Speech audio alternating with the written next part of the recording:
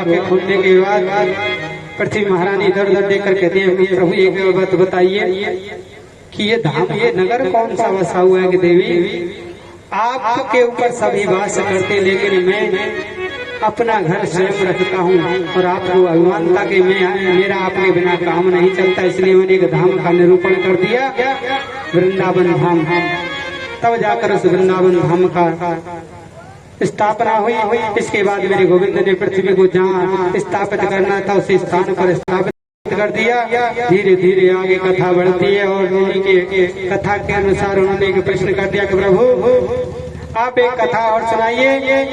कर्दम ऋषि जिन्होंने भगवान की तपस्या की, इसलिए शादी के लिए, छोटी सी बात, कलयुग का मनुष्य तो शादी के लिए प्रार्थना करे कोई बड़ी बात नहीं है, लेकिन उस समय में भगवान की प्रार्थना किस लिए की, तपस्या किस लिए की, शादी के लिए कर्दम ऋषि ने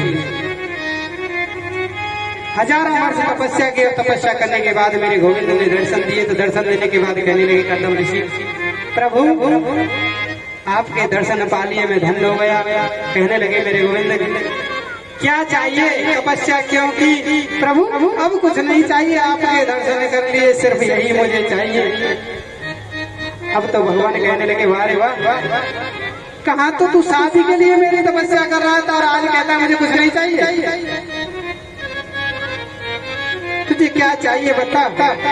बार बार कहने के बाद उन्होंने कह दिया कि प्रभु मुझे कुछ नहीं चाहिए। तो उन्होंने कह दिया तुम्हें कुछ नहीं चाहिए तो मैं चाहता हूँ कि तुम्हारी शादी हो। शादी की बात आई तो कहने लगे प्रभु शादी तो ठीक है, लेकिन एक वरदान मैं भी मांगता हूँ, जब भी मेरी शादी हो जाए उसके बाद आप मेरे यहाँ पुत्र रूप में आना। तो भगवान ने कह दिया क्या कि हाँ ठीक है, आपके लिए मैं ये भी वचन देता हूँ कि मैं तुम्हारे यहाँ पुत्र रूप में आऊंगा। उस समय वो काफी वृद्ध अवस्था के थे, बिंदु निकली जो गुजरात में भगवान की आंख से, वो बिंदु सरोवर के नाम से प्रसिद्ध है गुजरात में। उसी में कर्दम ऋषि ने स्नान किया और स्नान करने के बाद पुनः यौवन अवस्था प्राप्त की और यौवन अवस्था प्राप्त करने के बाद कहने लगे कुछ समय के बाद आपके यहाँ मनु जी महाराज आएंगे और अपनी कन्या का विवाह आपके साथ करेंगे और आप स्वीकार करना और ग्रस्त जीवन व्यतीत करना। कह दिया प्रभु ग्रस्त जीवन व्यतीत कर दूंगा, लेकिन जब आप मेरे यहाँ पुत्र बनकर आ जाओगे उसी दिन में यहाँ से भगवान की भक्ति के लिए प्रस्थान कर दूंगा। तभी कह दिया ठीक है। ऐसी बातें होने के बाद कुछ समय के बाद मनु और शत्रुपा वहाँ पधारे। अब कर्दम ऋषि अपनी कुटिया में थे और वो अपनी पुत्री देवहूति को लेकर समय व्यतीत हुआ। व्यतीत होने के बाद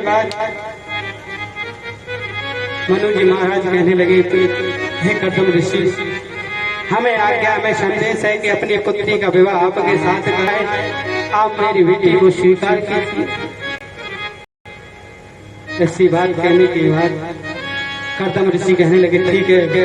तो कर्दम ऋषि ने विचार किया देख लूं कि ये मेरी पत्नी योग्य है या नहीं। उसी समय उन्होंने 3 आसन डाल दिए, राजा रानी आसन डाले और आसन डालने के बाद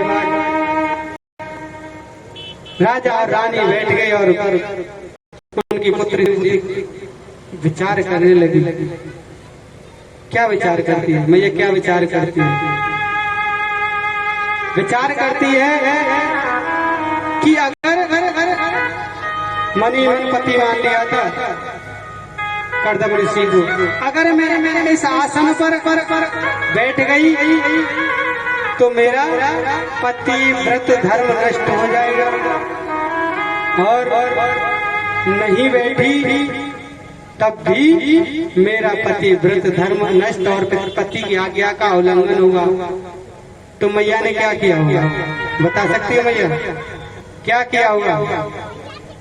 आसन लगा कर बैठ गई होंगी उसी पर जो डाला था, या कहीं से आसन लिया था दूसरा, कुछ बता सकती हो? मैं बताता हूँ उन्होंने क्या किया, और आज की मैया के बारे में बताता हूँ क्या करते हैं आज की मैया। आज की मैया क्या करती है, पति देव कहीं पे आए और मैया पे एक छोटा सा लाला हुआ है, तो मैया वह लाला गोद में ले लेंगी और कहेंगी सुनते हैं क्या, मैंने हाँ बने का खाटे नवाए दो, लाला सोए गए। महाराज तो भाई लाला के वजह से खाटे नवाएंगे, क्योंकि लाला को तो महाराज चिंता के लाला तो सो जाओ भैया, खाट भी न बजाएगी। तो देवी जी कहेंगे एक बात और सुन लो, क्या छोटे से लाला है हरी खाट पे सवाएंगे, बिछाए दे आवे धरी हरी हरी। तो महाराज लाला की चिंता में तो धरी बिछ गई। ठीक है, अब कहेंगी अब परेशान मत करियो, लाला सवा रही हूँ। पति देव इधर उधर लेक भय और देवी जी खाट पे चार पाई पे लेटी, तो कहाँ होता है माँ कछु और ही होता है लाला के नाम पे। लाला तो सोमत ना है, देवी जी के बारे में मतलब देवी जी सोएगी, ऐसा पति गलत धर्म निवारण कर रहे हैं। और मैया ने क्या किया था, मैया ने एक काम किया था कि ना तो पति व्रत धर्म नष्ट हो, ना पति की आज्ञा का उल्लंघन हो, दोनों स्थितियों को बचाते हुए अपने हथेली को यानी कि हाथ को तो आसन पर रख दिया और स्वयं जमीन पर बैठ गई। और आज की मैया अंत कह दिए कहने का एक लोटा जल बन रही हूँ, तो मैया कह देगी का अरे वो धरिया चपटा और वो धरिया लोटा ले लियो भर लियो और पी लियो, इतने कष्ट पाए जाए मैं कहूँ और काम में लग रही हूँ। ऐसा पति व्रत धर्म में आज